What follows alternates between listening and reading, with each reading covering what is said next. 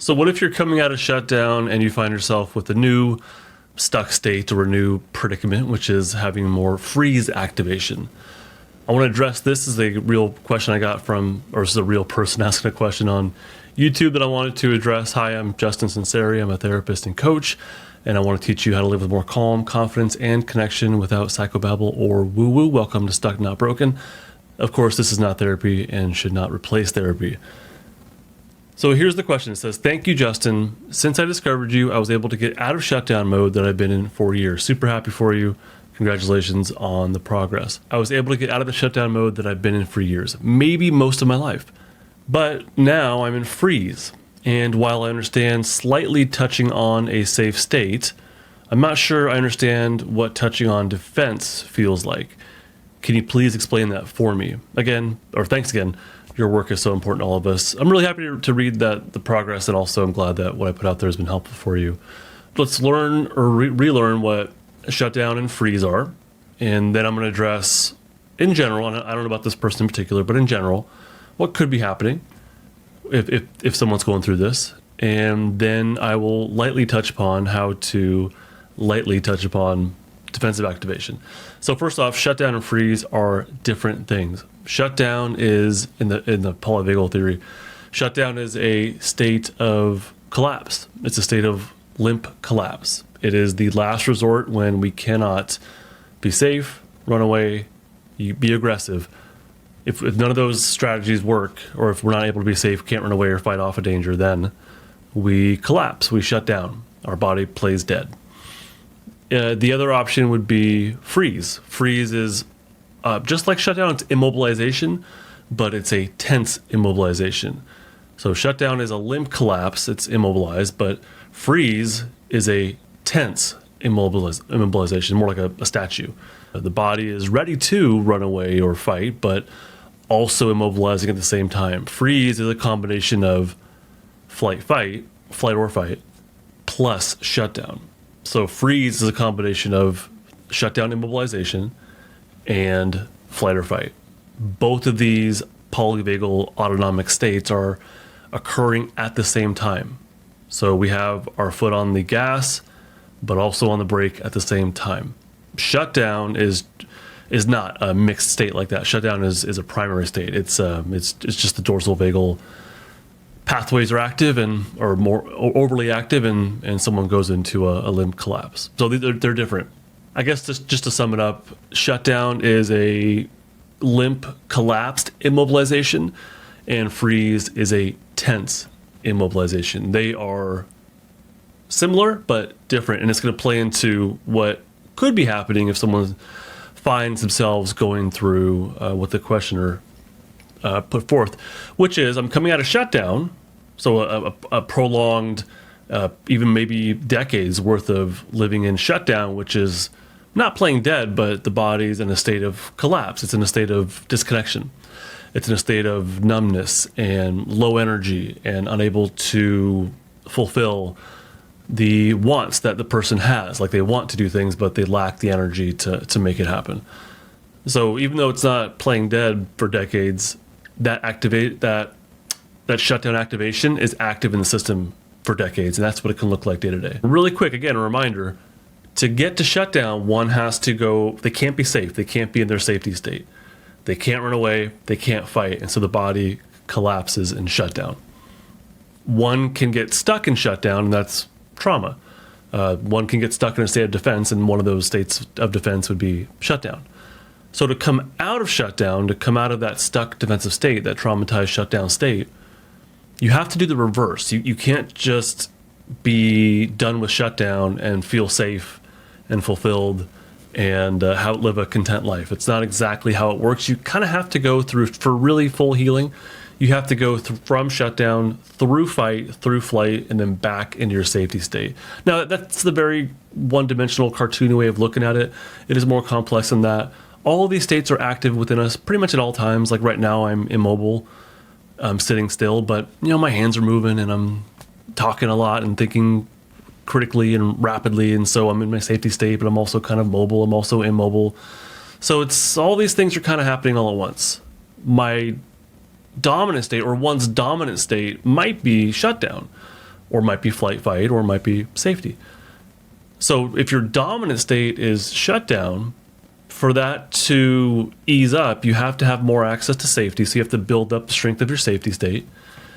As you do that, the dominance from shutdown alleviates, but now flight and fight come more online because our body has to go through those autonomic shifts in order to get even deeper into its safety state and have more of a dominant safety state.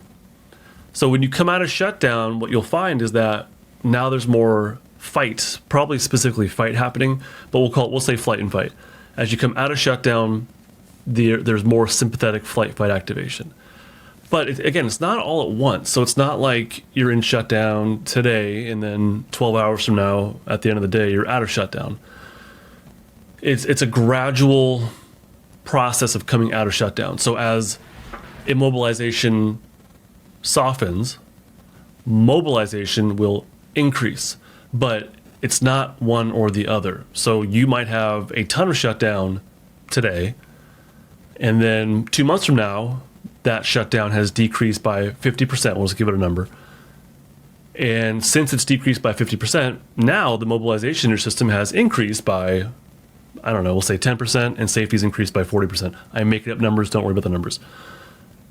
So even though shutdown's gone down and safety has come up, well, now there's more room in your system to have sympathetic activation, but the shutdown's still there. So what could be happening is that, especially if there's not enough safety in the system, as shutdown recedes, well, now sympathetic's coming up. And so now we have sympathetic flight fight and shutdown kind of co-occurring. So they're there. And this could be the process of healing. This could be a sign of progress. So it's not like the shutdown's done and I'm good. It's, well, now shutdown's less. And now I have to also feel and utilize my newfound sympathetic flight fight activation, plus seek out safety and practice feeling that. So there's a lot of things that kind of happen all at once.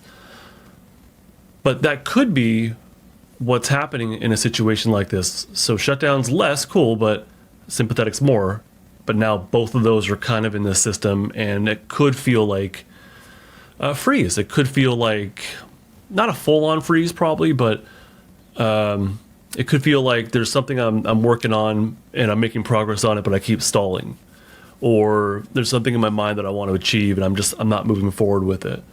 So there's mobilization, it's there. I want to create this art project, and I started it, but then I just sit there staring at the canvas.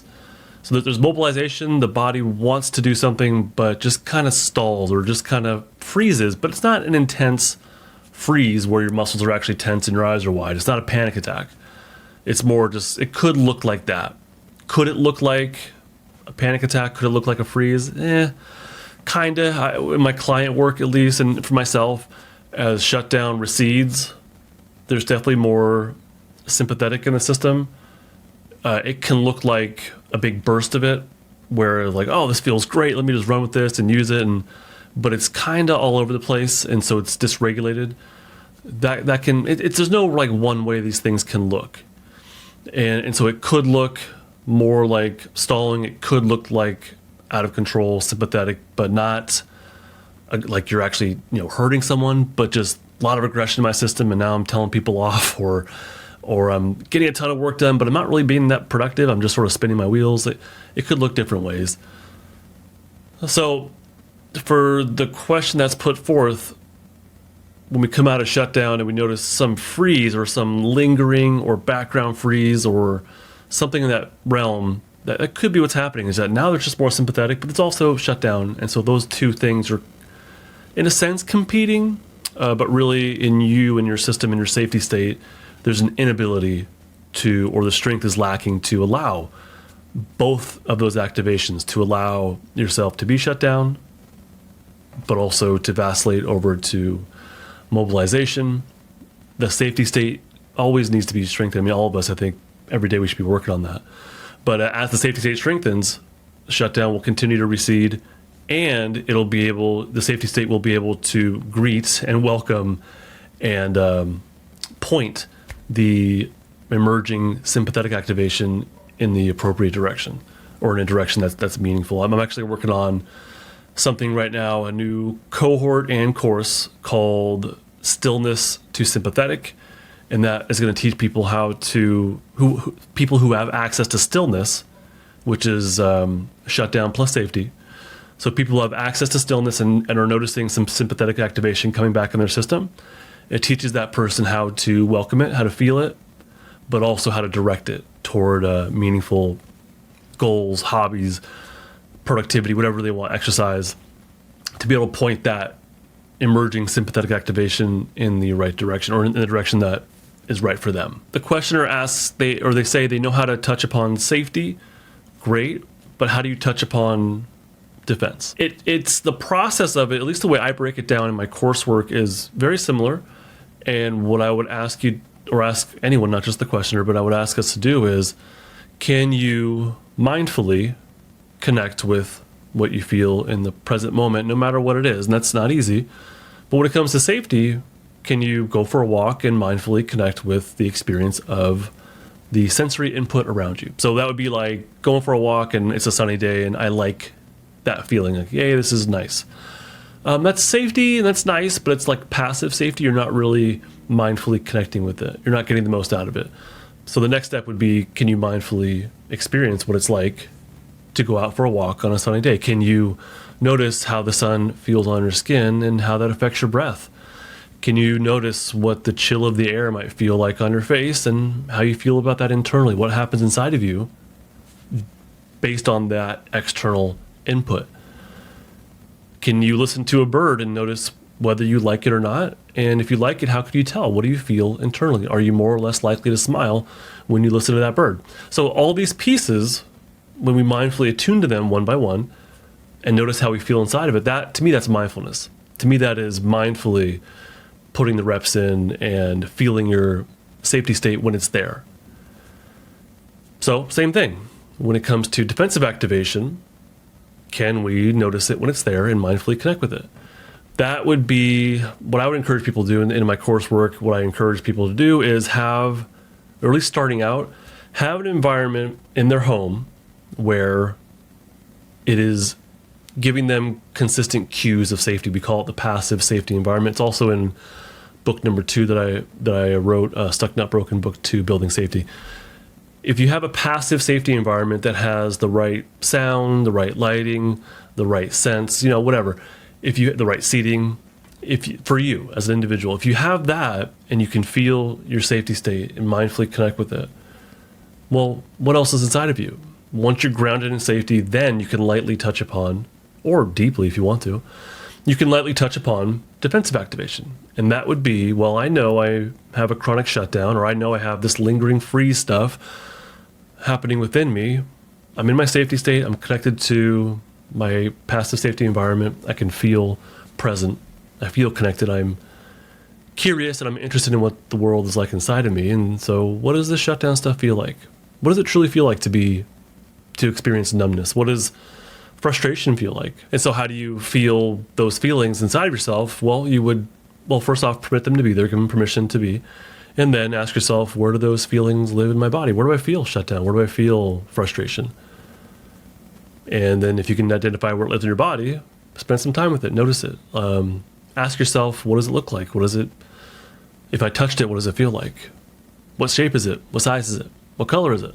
I know these are weird questions, but this is how we connect with our internal world, through description. And it gets easier over time, but initially you might have to be very objective and ask yourself those questions, but over time you don't have to do that. But that would be a way to touch upon how you feel. And actually, if you just stuck with, it's okay for me to feel shut down, or it's okay for me to feel a little bit of frustration, and notice where it lives in your body while staying anchored in your safety state, to me, I would call that a light practice. As you go deeper and you actually feel into and notice the experience of whatever emotion you're allowing or whatever state you're allowing, that's where we get deeper into it, and that's where real change and unstucking can happen.